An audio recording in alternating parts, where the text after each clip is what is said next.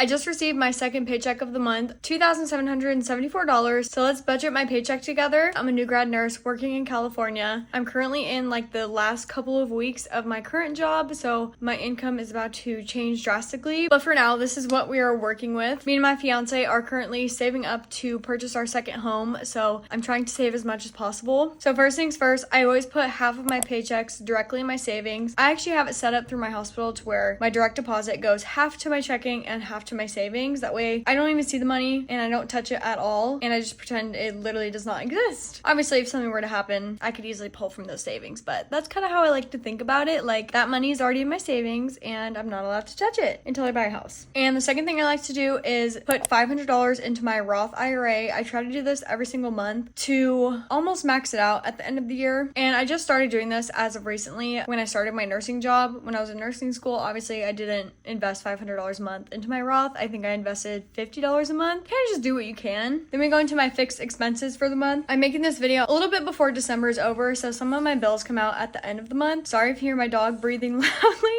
She follows me around everywhere I go, so Andy, over here.